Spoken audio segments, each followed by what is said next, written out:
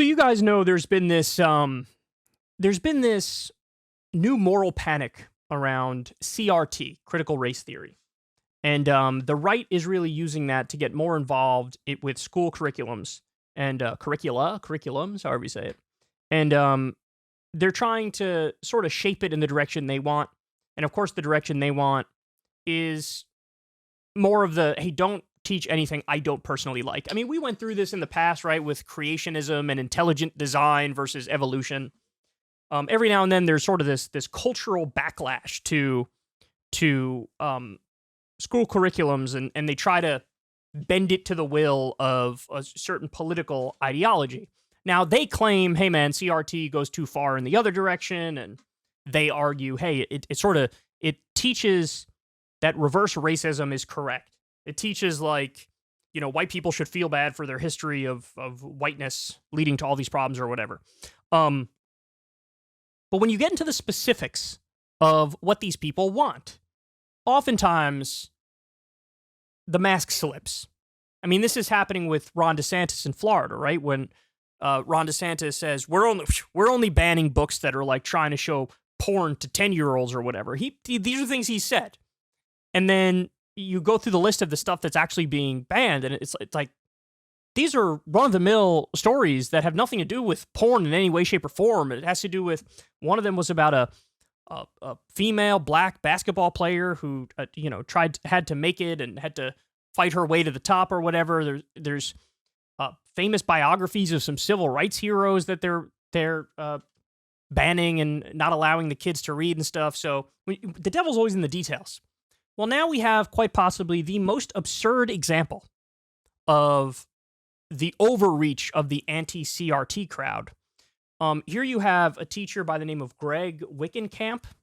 He taught 8th grade social studies in Iowa, and a Republican legislator accused him of violating a law against teaching CRT, critical race theory.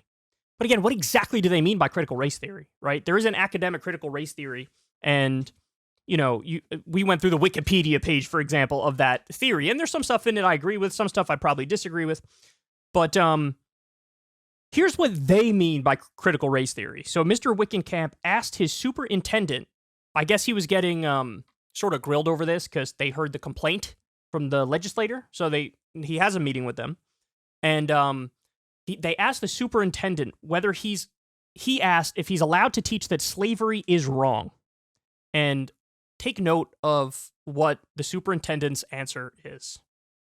Knowing that I should stick to the facts and knowing that to say slavery was wrong, that's not a fact. That's a stance.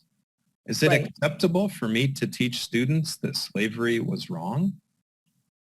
I think it goes back to the part with critical race theory is that we can say this is what happened, and again, you probably know more about it than I do, Greg, and I think that's maybe even Maya and Laura's both, is that this is all new stuff, but in my opinion here is what happened in our history. And we had people that were slaves within our state. We're not supposed to say to them, how does that make you feel? We can't, or does that make you feel bad? We're not to do that part of it. He didn't ask that, though. What he's saying is, if I teach slavery is wrong, that is a stance. That's not just a fact. Like, is that okay? And she's going on this long word salad rant. We can't, or does that make you feel bad? We're not to do that part of it. To say is slavery wrong? I really need to delve into it to see, is that part of what we can or cannot say? Excuse you?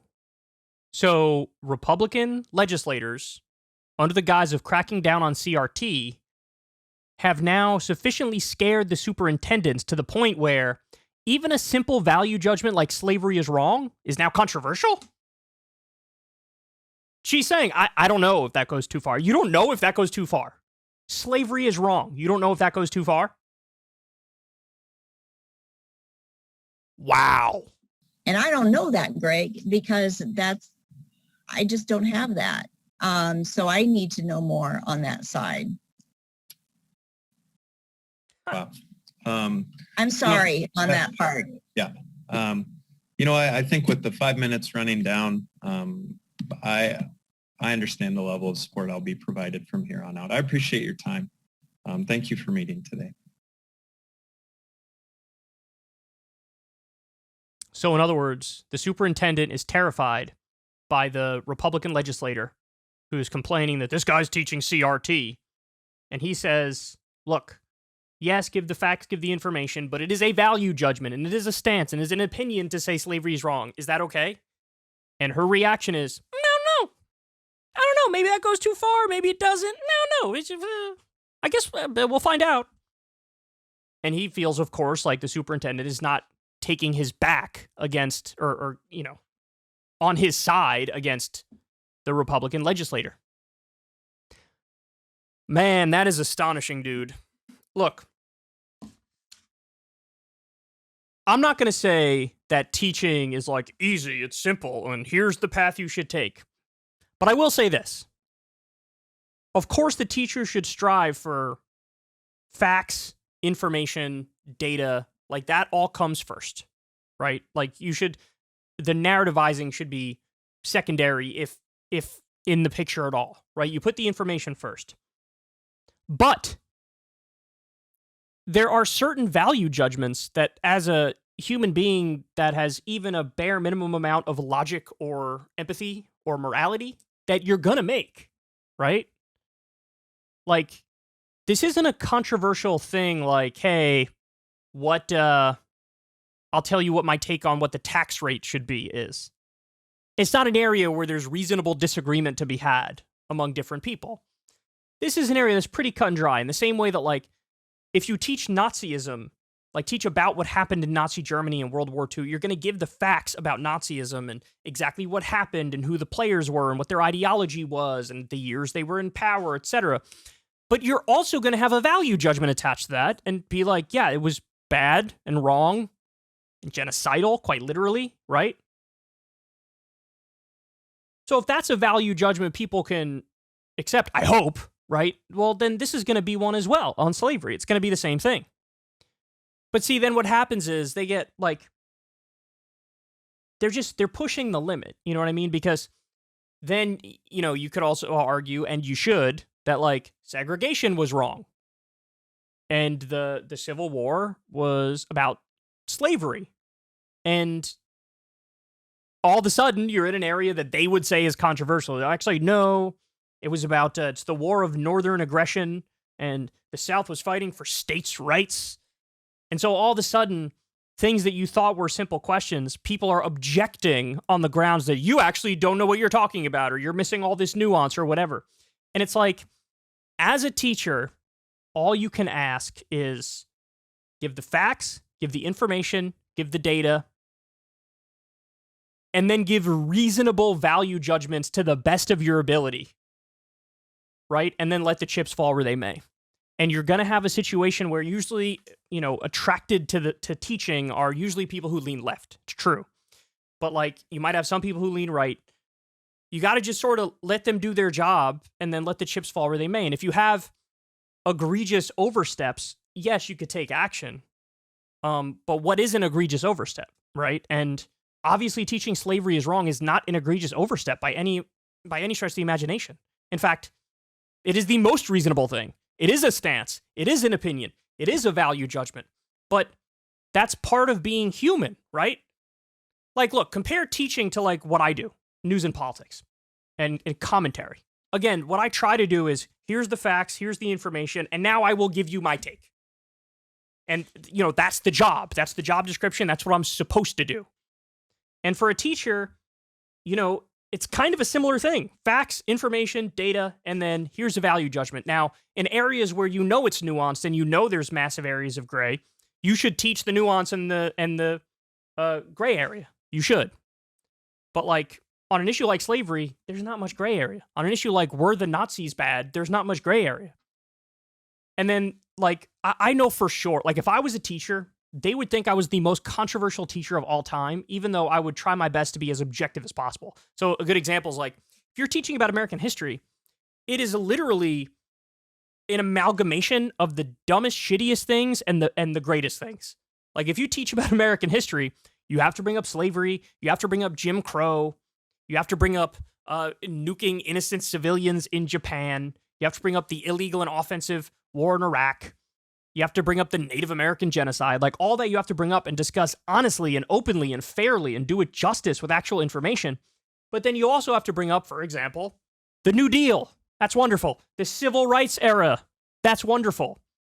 And so, like, teach the good and the bad and get all the information out there and do reasonable value judgments. But we've reached the point now where, and we'll wrap it up on this point here, but like, we've reached a point now where the right is objecting to anything and everything that's slightly left of center being taught in school. Even a value judgment like slavery is wrong. And ironically, they argue, hey, people are injecting politics into the classroom, and we need to stop that. That's what they're saying. But they don't realize they are also injecting politics into the classroom. Because politics is everything. Everything is inherently political. And they have a stance too. Even a stance that is just defending the status quo is inherently political. So there is no such thing as a non-political classroom. You understand what I'm saying? Like, that it doesn't exist. It's not possible to do that. How can you discuss history or social studies or civics or whatever in a non-political way? I mean, I guess you could say math is non-political, right? But like science, but science, not even science, sometimes there's controversy, right? So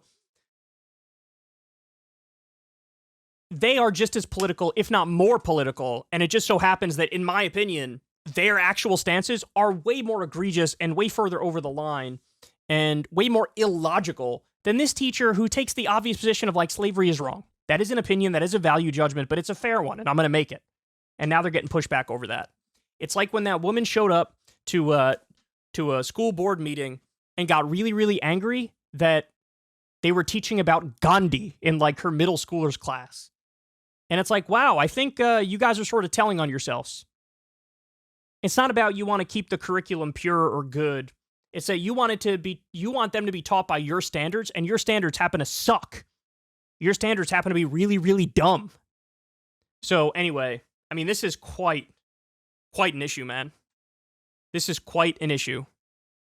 You know, I naively thought it would never get this bad, right? It would never get to the point where it's like they're objecting to slavery being bad, being taught in school, but here we are. Here we are. And I don't know what to do about it other than to fight back against the ignorance and stand behind the teachers who are being reasonable. But it seems like their superintendents aren't even willing to stand up for them. And that's devastating, because what we're going to do is get a curriculum that more and more over time is going to creep further and further and further right.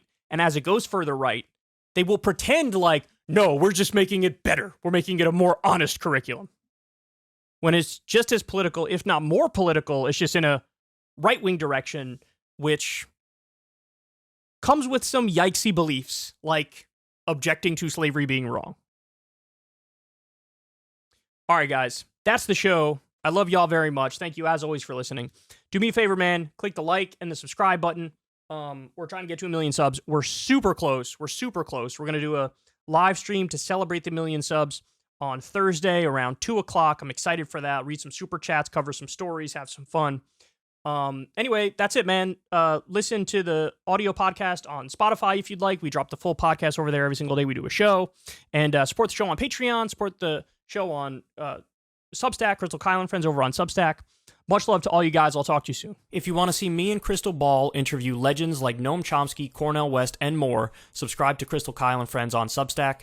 $5 a month gets you the video version a day early. Remember, we take 0 ad dollars for this podcast. Or you can sign up on Substack for free and get the audio version a day later. Link in the video description box below.